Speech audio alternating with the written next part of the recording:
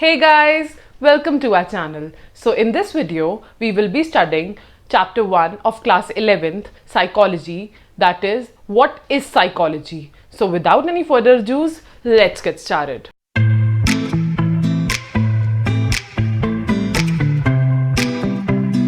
So इस video को हमने कुछ पार्ट्स में डिवाइड किया है. The first part is introduction. अब इंट्रोडक्शन क्यों ज़रूरी है? इंट्रोडक्शन पढ़ने से हमें क्या फ़ायदा है? इंट्रोडक्शन से हमें पता लगता है कि इस चैप्टर में हम क्या सीखने वाले हैं, क्या एक्चुअली हमें पता लगेगा और क्या हमारी एक्सपेक्टेशन है जो चैप्टर से वो पूरी होंगी भी या नहीं.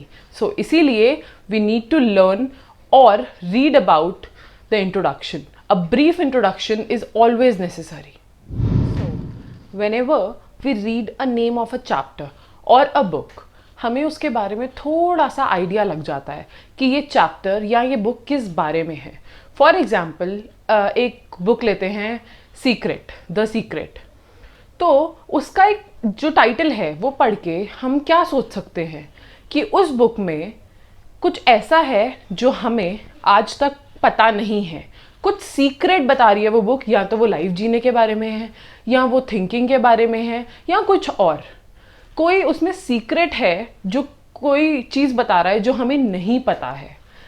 इसी तरह से जब हम साइकोलॉजी वर्ड पढ़ते हैं तो हमारे कोई थोड़े से प्री कंसीव नोशंस होते हैं साइकोलॉजी को लेके या किसी भी सब्जेक्ट्स को लेके कि उसमें हम क्या पढ़ने वाले हैं, क्या हमारी एक्सपेक्टेशंस जो हैं उस सब्जेक्ट से वो पूरी होंगी या नहीं. तो हमारे कुछ नोशंस होते हैं हर एक सब्जेक्ट से. साइकोलॉजी, कुछ लोगों को लग सकता है कि साइकोलॉजी पढ़ने के बाद हम लोगों को अच्छी तरह जान पाएंगे. Knowing others, we will be able to know others, know others thinking process. कुछ लोगों को लग सकता है कि हम अपने आप को जान पाएंगे, हम क्यों, कब, कैसे सोचते हैं हम वो समझ पाएंगे. कुछ लोगों को ये लग सकता है कि हाउ माइंड वर्क्स, हम ये पता लगा पाएंगे कि कैसे हमारा दिमाग रिस्पॉन्ड करता है, हम क्यों, कब, कैसे और किस लिए सोचते हैं.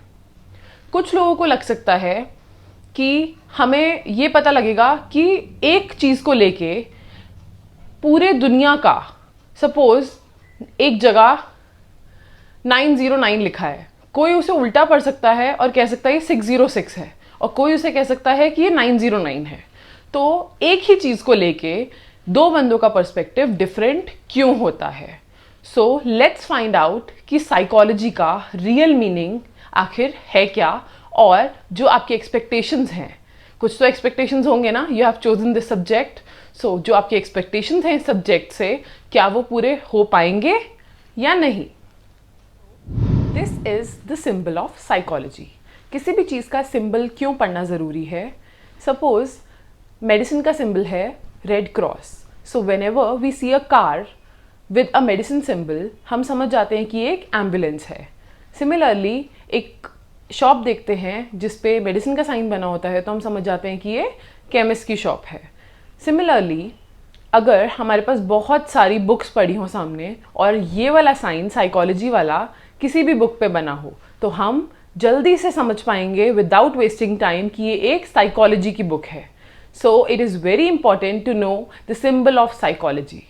Now let's find out कि जो psychology word है वो हमने कहाँ से derive किया है. So psychology word दो Greek word को मिला के बना है, that is psyche plus logos. Psyche means soul or mind and logos means science or study of a subject. So psychology दो वर्ड्स, दो ग्रीक वर्ड्स को मिला के बना है, psyche plus logos, that is psychology. That means soul और mind की study करना.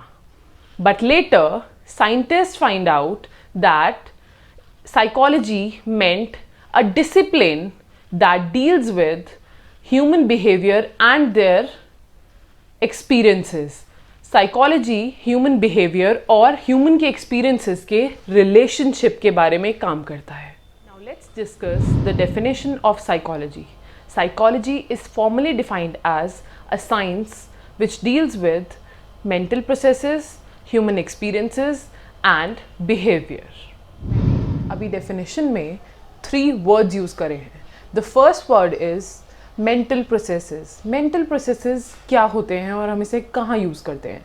मेंटल प्रोसेसेस यूज़ होते हैं when we think, remember something, solve a problem, know a perspective, know a feeling और learn about something. So mental processes हमारे एक brain activity की तरह डिस्क्राइब किए गए हैं. अब मेंटल प्रोसेसेस हमारे तब भी काम करते हैं जब हम सो रहे होते हैं. When we are asleep mental processes are working. इसका एक प्रूफ है. Suppose we are sleeping and we are dreaming about something, but if we hear a knock on a door, हमें पता लग जाता है, हमारे मेंटल प्रोसेसेस को पता लग जाता है कि कोई आया है. सो हम उठते हैं और उसको जाके खोल के आते हैं.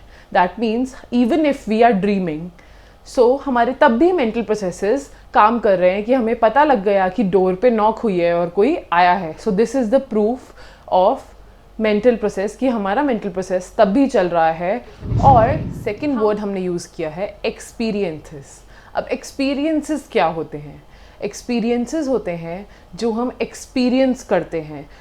हम किसी के एक्सपीरियंसेस, हम अपनी लाइफ में बहुत सारे एक्सपीरियंसेस करते हैं, लेकिन हम किसी के एक्सपीरियंस जस्ट उसे देख के नहीं जान सकते. मैं कहीं बैठी हूँ सपोज़ किसी के साथ, तो मुझे नहीं पता लग सकता कि मेरे साथ वाला क्या एक्सपीरियंस कर रहा है अपनी लाइफ में, या क्या एक्सपीरियंसेस उसने किए हैं, पास्ट एक्सपीरियंसेस उसके क्या रहे हैं. ये सिर्फ उसी को पता होता है, एक्सपीरियंसर को पता होता है जिसने एक्सपीरियंस किए होते हैं. तो रियल एक्सपीरियंसेस हमें ही अपने पता होते हैं, और एक्सपीरियंस हमारे जुड़े होते हैं हमारी कॉन्शियसनेस और अवेयरनेस से. एक्सपीरियंसेस सबके अलग अलग होते हैं. फॉर एग्जाम्पल, एक योगी है, उसे पीस फाइंड आउट होता है, उसकी बॉडी को पीस फील होता है जब वो मेडिटेट करता है. बट एक ड्रग एडिक्ट है, उसे पीस उसकी बॉडी को तब फील होता है जब वो ड्रग्स लेता है. तो सबके एक्सपीरियंसेस अपने अपने हिसाब से अलग अलग होते हैं. दोनों को पीस ही मिल रहा है, लेकिन दोनों के एक्सपीरियंसेस अपने आप में बहुत ही डिफरेंट हैं. एक्सपीरियंसेस हमारे चेंज होते रहते हैं हमारे एक्सटर्नल और इंटरनल एनवायरनमेंट से.